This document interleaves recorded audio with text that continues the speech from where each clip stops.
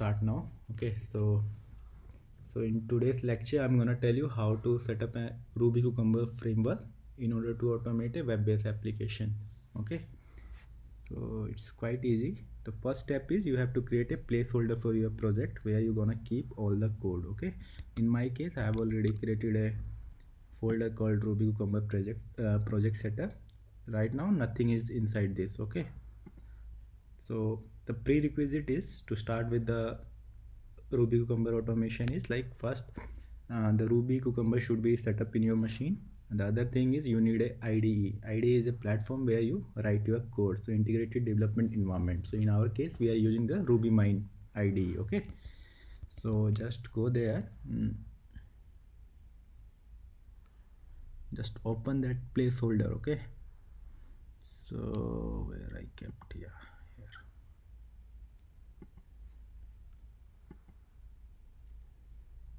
So right now if you see nothing is there. Okay, now so how you gonna create the framework, or how you gonna set up the folder structure for Cucumber? So it's very easy, just write Cucumber hyphen init. Okay, it will initiate Cucumber and it will create the basic folder structure of the Cucumber. See, this four thing it has created: feature file, and under that features folder there's a step definition folder, and there's a support folder inside that. Okay, so if you refresh this, you can see, right, feature is there, step definition is there, support is there, and under support there's a Ruby file called environment.ruby file.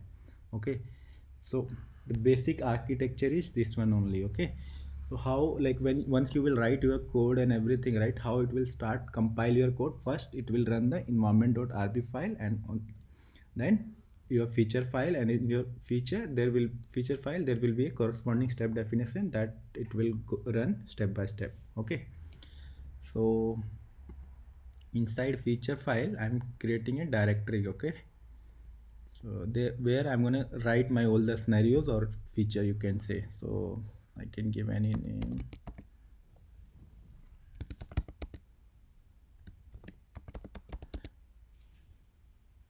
So whenever you are creating a directory or anything like that, so just make sure, like, you don't give space in the names. Okay, because when you set up all these things with CI/CD tool and all that, so sometime it creates problem. Okay, so I have created a feature files. Okay, so so we will take an example of Google homepage only. So now first I will explain like how you can write a feature file and what are the things is there. Okay, so in order to create your first feature file, like, just right click new, then file.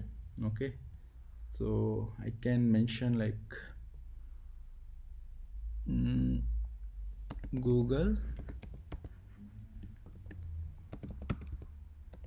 homepage dot feature is the extension of feature file. Okay, so what you have done, you have created a feature file. Okay, so what are main thing in a Cucumber feature file is, first thing is feature. It's a case sensitive language. Okay, so feature is basically like, the functionality or the requirement what you have to validate. Okay, so suppose in if I'll start with an example. So what I want to validate is like whether I'm able to launch the Google home page or not. So I can write, okay,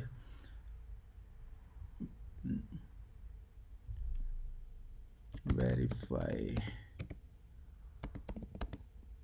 Google home page. Okay, this is my scenario. Okay, so in order to validate this feature, there could be a multiple test cases are possible. Okay, so that we call it here as a scenario. Okay, scenario is like, it's like a test case. Okay, so generally we write our test case, right? Like if you take the manual example, so like if you have to validate a login functionality, so there could be multiple test cases, right? So login functionality is your feature, and in order to validate that feature, there could be multiple test cases, like one is positive test case when you are giving valid username and password and validating whether user is able to log in. That could be your first test case. Second could be like when you are trying with the invalid, you should not allow to log in. So here that test cases we call as a scenario. Okay.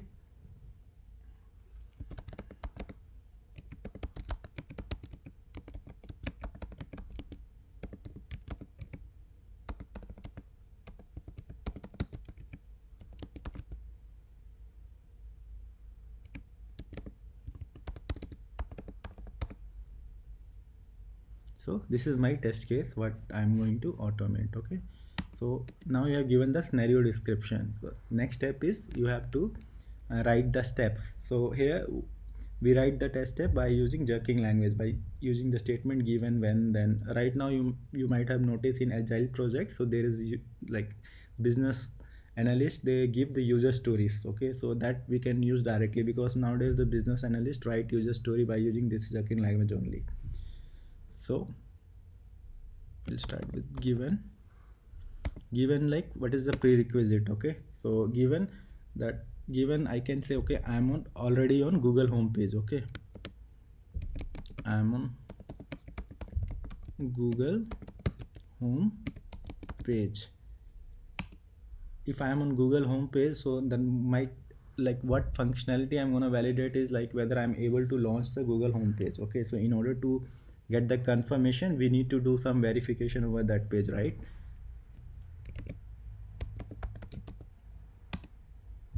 Okay, like, so this is the page. So once it has been launched, we need to validate something, right, which give us the confirmation whether this page has been launched successfully or not. So in my case, suppose if once this page will get loaded, so these things are appearing, right? One Google logo, search bar, Gmail images. So so what I will do, I will validate whether this link is coming. If this link is coming, it means the page has been loaded successfully. Okay, so I will write, okay, then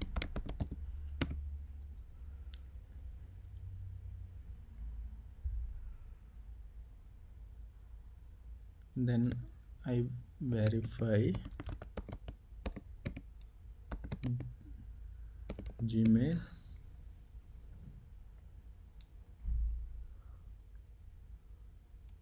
link is available on the home page. So with this so this functionality is getting validated, like whether the home page has been launched successfully. If home page is launching successfully, so Gmail link should be there.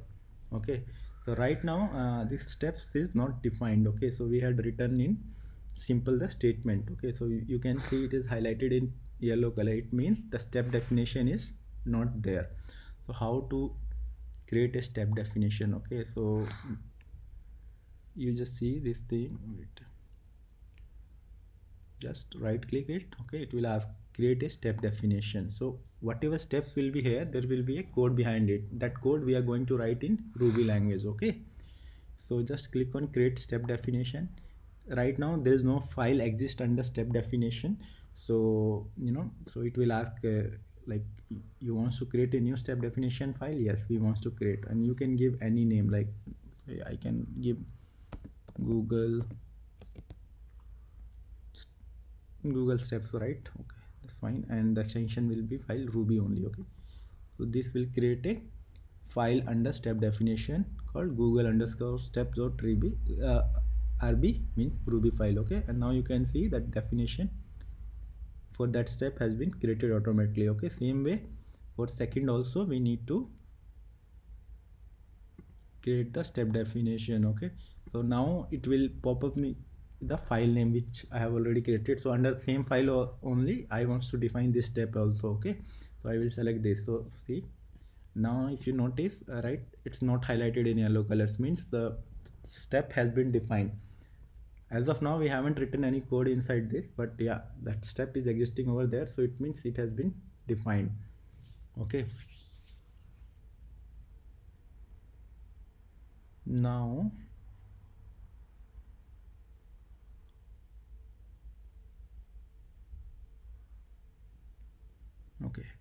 So we'll go step by step. So other thing, see, so in order to to validate this test case, so what will be the our first step we're gonna launch the browser, okay? And in that only we are going to redirect to that particular URL and we are going to validate that functionality, okay? So and that launching browser, like suppose here if there will be like 100 test cases and all that, so whatever web related test cases will be there, in every case you are supposed to launch the your browser, right, before starting with your execution or all the stuff, right? So Cucumber give us a uh, very good feature in order to achieve that, okay? So like if I will write everywhere code to launch the browser, so that I need to mention in all the test cases, because every time first thing is launching the browser, so it will like the code size will increase and we need to write the same line again and again. So in order to avoid that, what it do, it give us a feature called hooks, okay? So you just need to come here in environment.ruby file, okay?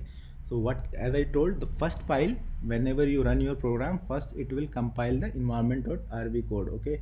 So what we have to do, first we need to include the jumps, okay? Jumps is basically a function library, like you might have seen in C language and C plus any languages, or if you, even though if you take the reference of Java, so whatever external function library, other thing what we use, we always include it into our program, okay, before using it. So same thing here also.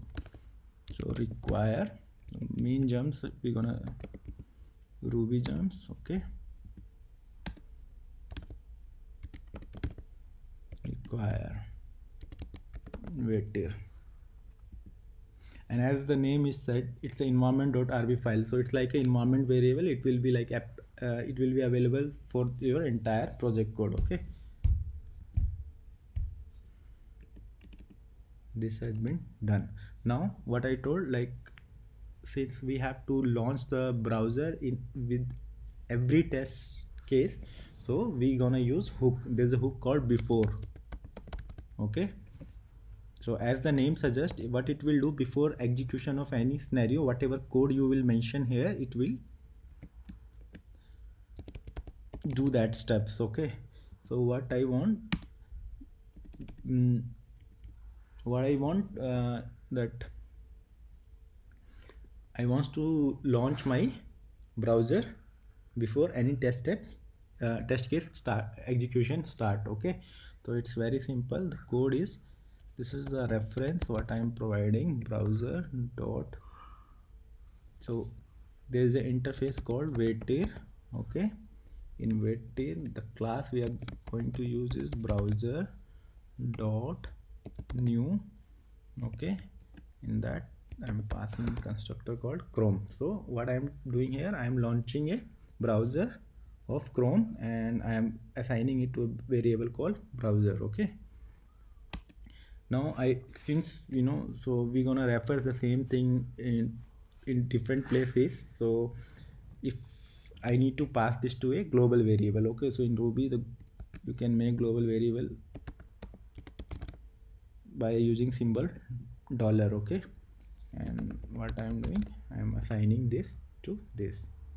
Now one more thing, like when it will launch the browser, it will be like minimize size, okay? So we need to maximize it so that it will be full-fledged. The code for that is dollar browser driver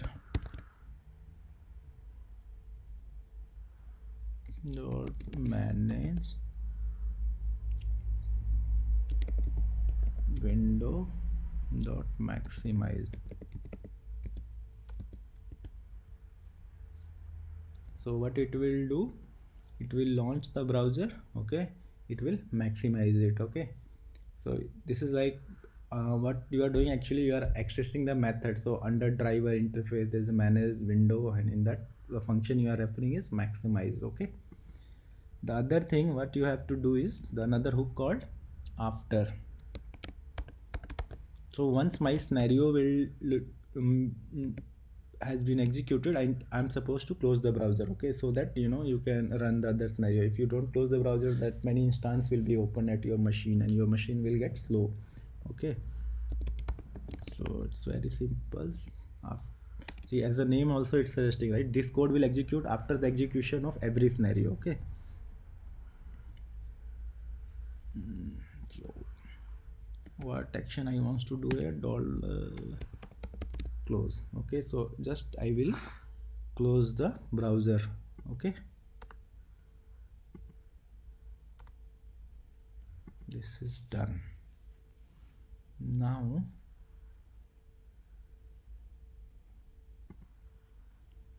first I will comment this step.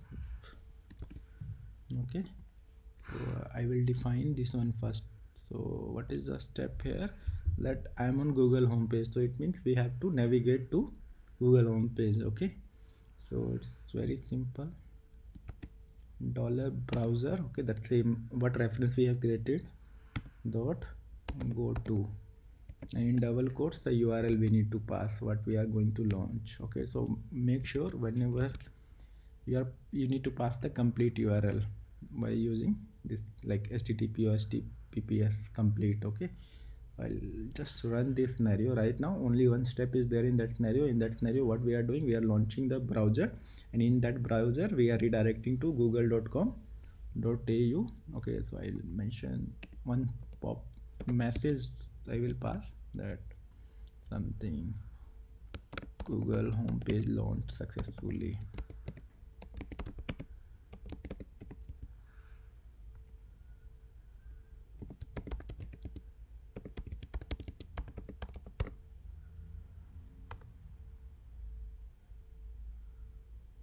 Right only.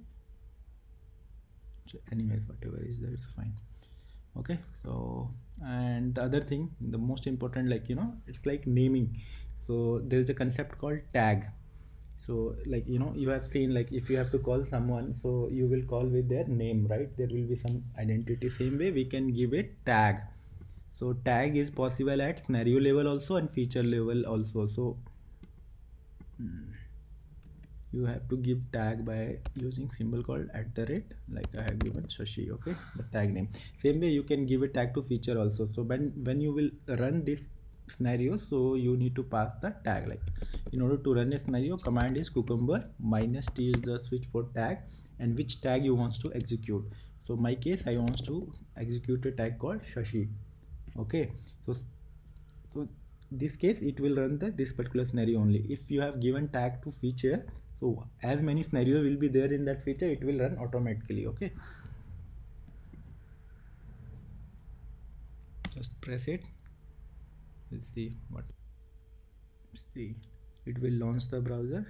It will redirect to that URL, and then as we have mentioned, to close the browser after the execution, it has done that. Okay, now the important thing is page object models. Okay, so right now, since we are doing for one small thing, that's the reason we doesn't need that page object model. But yeah, so when you are going to automate a complete website, so there will be multiple scenarios, and there will be multiple pages. So in order to make it, like the make your automation suit efficient, and just to reduce the maintenance activity, or like if there is any new change, in order to update that change faster, make the automation process smooth, so we follow a concept called page object model. Okay, so what is page object model is like, see, so this is the page. Okay, in under this there are a lot of elements are there, right? About, store, Gmail, email. So these are all the object in that page. Okay, so what we can do,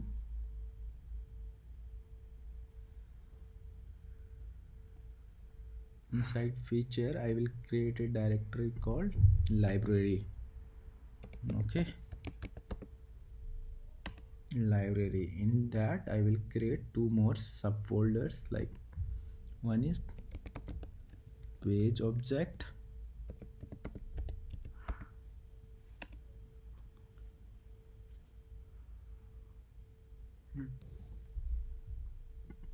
another directory,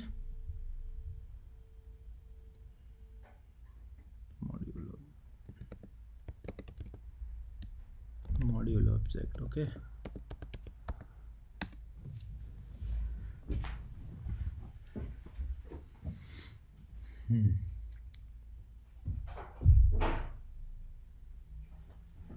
so under page object I am going to create a Ruby file,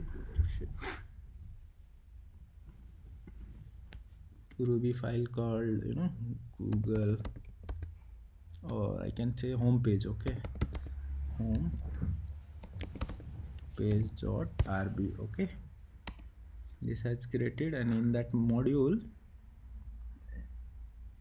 I'm going to create another Ruby file called, since we are going to store here all Google homepage component, then I am writing like that, Google homepage.rb. okay, so yeah, so we are going to create a class.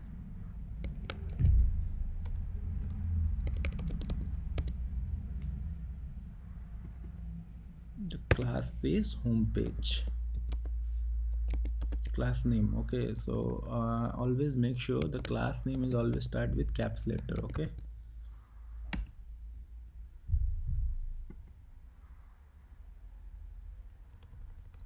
something what I did wrong.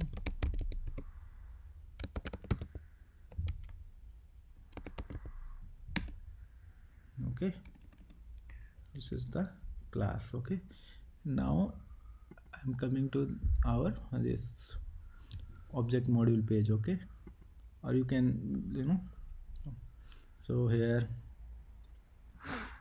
I'm gonna create a module name is also start with caps only. It's like Google homepage. Wait,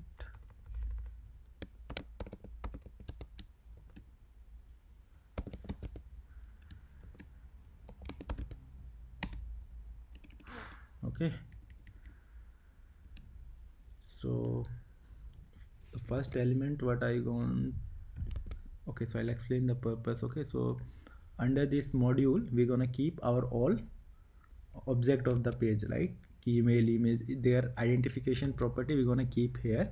Okay, and by using the page object class we're gonna use this into our step definition. The purpose is like, suppose in future if any of the element property will be changed, so we will be knowing, okay, it is the Google homepage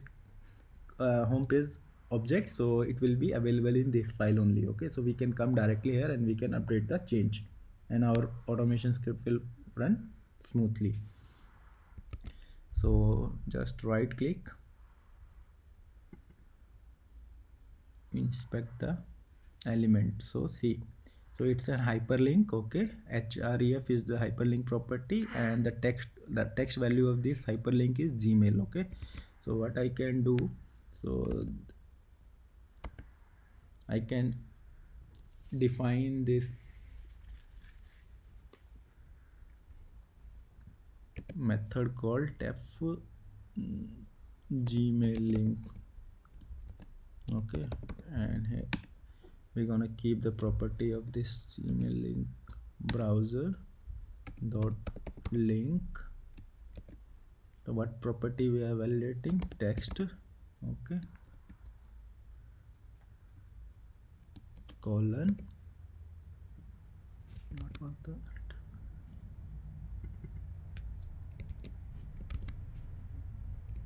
Gmail. Okay, so this way we're gonna identify this element. Okay,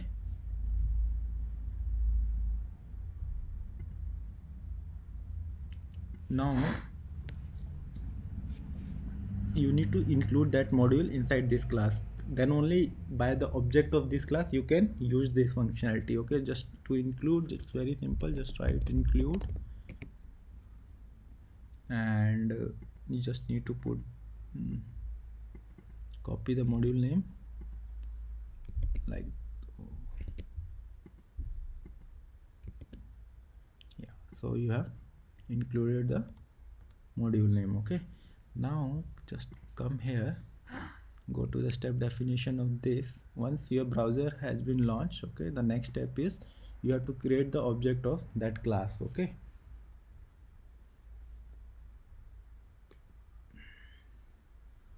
so that you can access the methods what is available in your object module directly here. Okay, by using the reference with that class. So I've created a global variable called $user.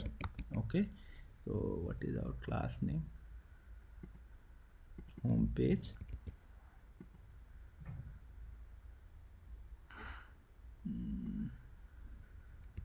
Home page. Okay, dot new.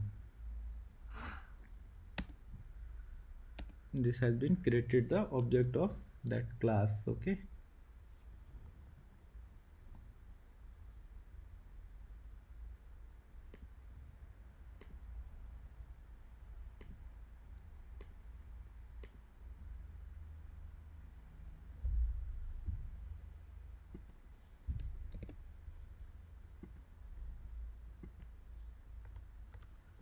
now in next step what I'm gonna do is, like, right now I've commented the second step, right?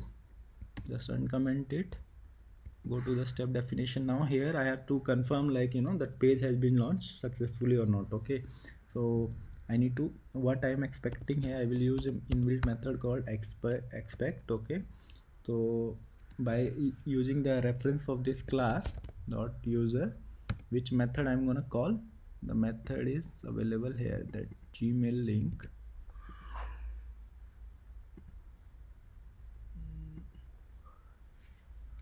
This method, the Gmail link, should be present on that page. Okay, dot to be true. Okay, so what we are doing actually here, so we are referring this method. Okay, and actually I'll explain here. So what it will do, it will come here, it will identify this element and it will make sure this element should be present over the page. If it is not present, then our test case will get fail. Okay, so just to highlight you, I can I use this one also. So when it will reach on this page, it will highlight it. Flash is the functions to highlight that particular element on the page. Okay,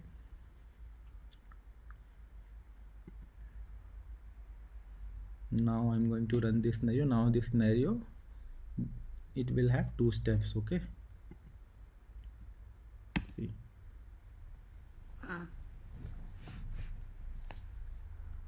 it will launch the page, it has highlighted, it means it is present. Okay, so you can see one scenario got passed. There was two steps in that, both steps got passed. Okay, so I'll tell you what's the benefit of using page object model. Suppose like, if I just modify this value like this. Okay, so now just see, the expectation is our test should get failed, because what we have done now, once we have launched this page, we are expecting some other value, but okay, but that value actually is not existing over that page. So in that case, my test case should get fail. Just see.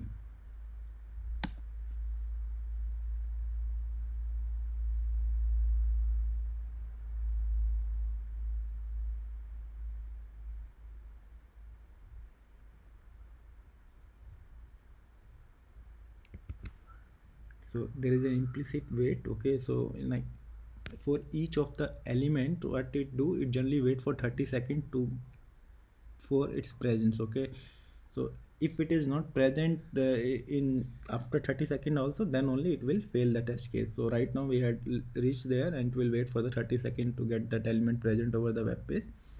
After 30 seconds, when it will not find it, it will return the result as fail. We'll wait for that. Still page is launched only.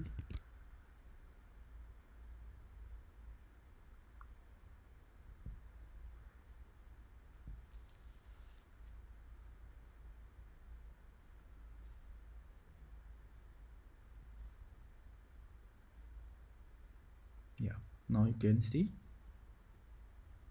the test case is fail. In that, two steps were there, one step got pass and another one is got fail. What is the reason for the failure? You can see here, timeout after 30 seconds, means it has waited for 30 seconds to see the presence of this element with the property this one, but it was not located. See, located false. Okay, so it was not able to recognize that element after 30 seconds also. That's the reason it has failed the test case. Okay, now we'll tell you about the reporting and other stuff. So you have seen our test case got failed. Now I'm correcting it. I'm just making it. What was that? Gmail only, right? So now it's correct. Now the other important things. So see, you have seen here the failed test case status. Okay. So but so whenever you run a automation suite, so there will be like you need to present your report. So this way you cannot, this will be local to you. Okay, so if you have to share the report with someone, then you cannot share this thing, right? So you want something called which is in presentable format and which you can share with your test manager, or that or something like which you can use as an artifacts to the present the management and stakeholder, like as part of this regulation suit, this many test cases you have executed, how many of them got passed or failed.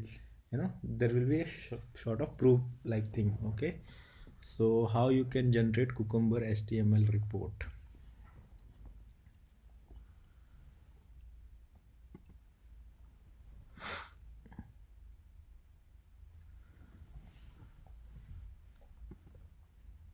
Just create a file called cucumber.yml. Okay,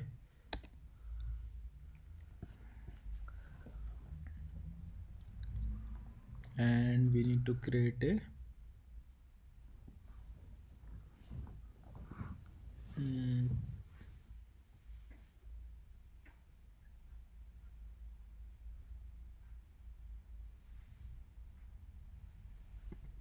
directory under, like, suppose the HTML report we're going to generate, right? Report. Wait, I'll move this cucumber.yml file into this. Okay, so under this main project only, I have created two folders, HTML report and cucumber.yml file. Okay, now I show you.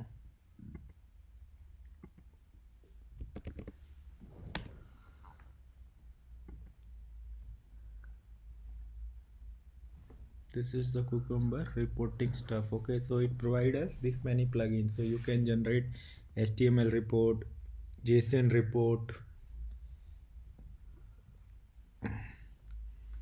and this JUnit report. So these all report, it will help us, like suppose you want to integrate your Ruby Cucumber Ruby Cucumber automation regression suite with ALM.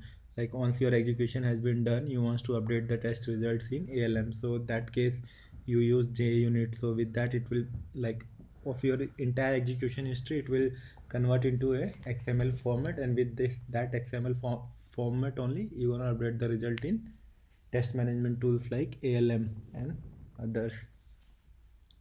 Plugins Cucumber support. So in our case, we are going to generate the HTML report. So there's a default profile. So we are going to generate HTML report.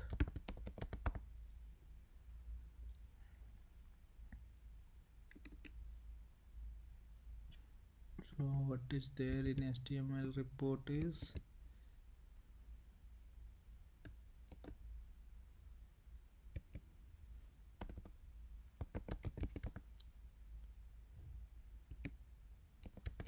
so we want the status of the, like, how many test cases executed, and also we're gonna use the format progress. Other thing what we're gonna use is format HTML. means we want report in HTML format. Okay, format, and this is HTML. Now, like, once your HTML file will generate, where you want to keep that file. So I want to keep under HTML under, this is the placeholder here. Only our file will get saved after the execution slash, and what name you want to save, like execution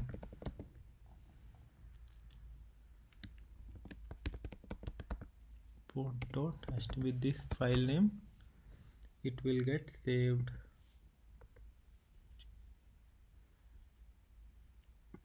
Now I will do the execution and we'll see how it works.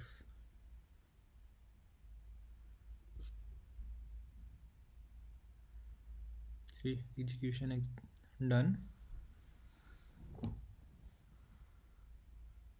One scenario has been executed, got passed. So right now, see, the HTML report has been created. If I open in that browser, now you can see this way it will present the report. So see what are all things is there. So execution summary, like we have executed one scenario, the status of that scenario is pass. It has taken 6.87 seconds to execute. We had used Cucumber Ruby version 6.0, runtime Ruby version is 2.7.1, what operating system it has been executed, and everything will get recorded. This is the feature file what we have executed. Okay, like this. So you can see we get the status of each of the test step.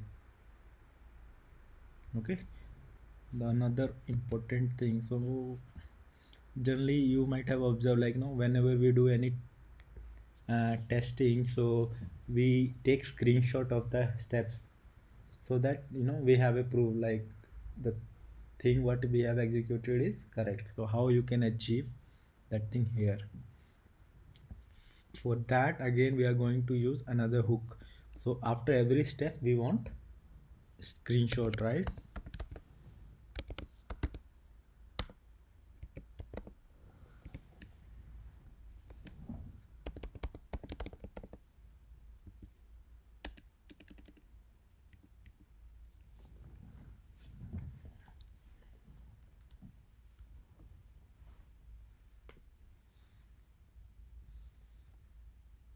Yeah, so what I'm doing, just to make the page ready for the screenshot, we will put a sleep of 0.5 second. After that, so whenever we capture a screenshot by using Ruby method, so we need to pass a parameter, that screenshot name. Okay, so, like, there is a possibility like you will run your same scenario again and again. So the place where it will save the screenshot and the name, so suppose if any screenshot is already existing there with the name abc.png, again when you run the same scenario and you will pass the hard-coded name again abc.png, so it's gonna overwrite, so you will not have the history of the execution, right? So what we have to do, we need to generate some random names for that screenshot, so that it will be unique, and as many iteration of execution we will do, every time the screenshot will be maintained, it will not get override. So how we can do that?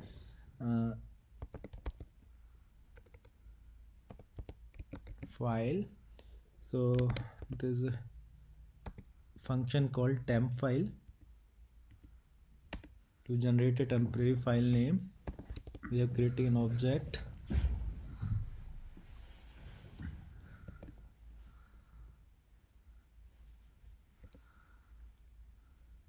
So base name, like with what the name will start. Okay, I'm passing screenshot. This is the base name, like this will be the prerequisite. Okay, the another parameter what we have to pass is what kind of extension dot png, right? And another one is where you want to save that image. Okay, so we need to define a path. So suppose I define the path is $report.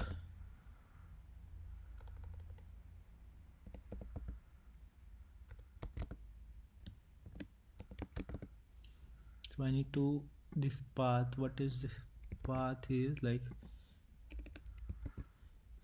just I will pass under this folder only. I'm gonna save all the screenshot. Okay, so this need to be under double quotes html underscore report.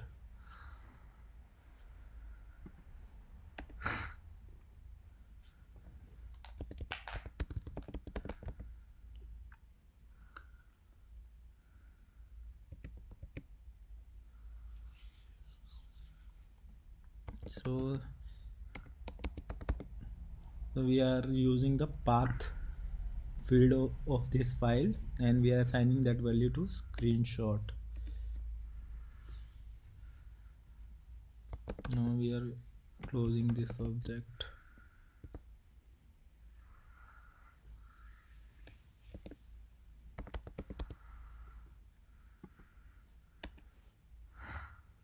And this is the method to capture the screen dot browser, and in that driver dot save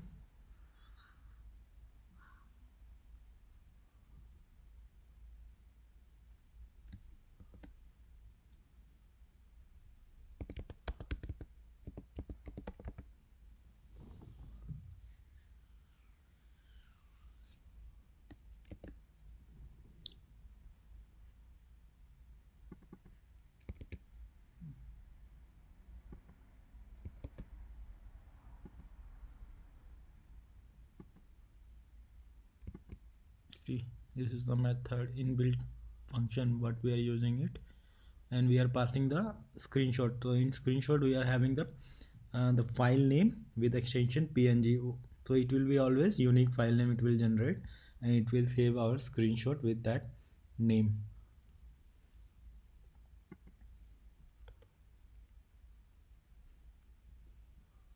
And now in order to run means add that screenshot in our html report, we need to use a function called attach, and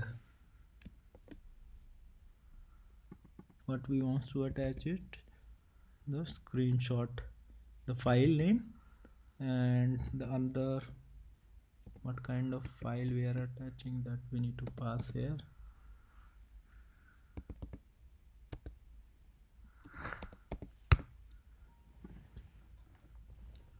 png. Okay, all good. Now I run it and see how the things will come.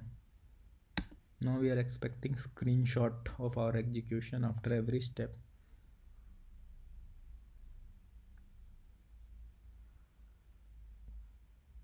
Test case has been executed successfully. Now you can see there are 2 screenshots which has been captured as part of this execution, and we have an html report. Now if I see that earlier you have seen there was no screenshot coming. Okay, so now you can see this was my previous report, there was no screenshot here, right? This is the latest one what we have executed. Now see, we are getting the execution screenshot.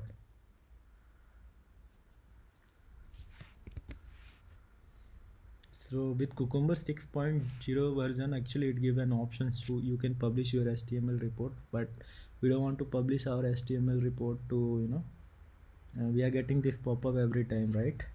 So we can avoid this pop-up, just simply copy this.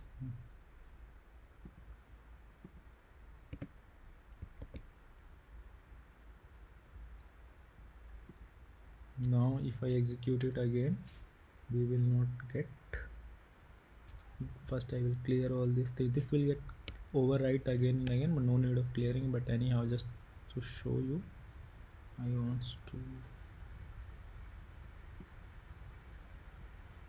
see. Right now nothing is there in HTML report folder, and I'll do the execution again.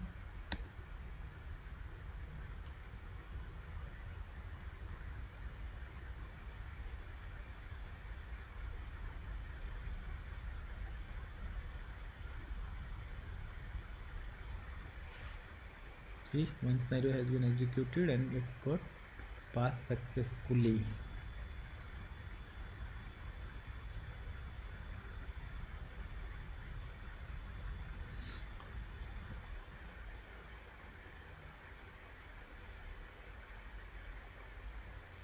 So this way, by following this way, you can set up your framework, and you can automate any web-based application. You can present HTML report.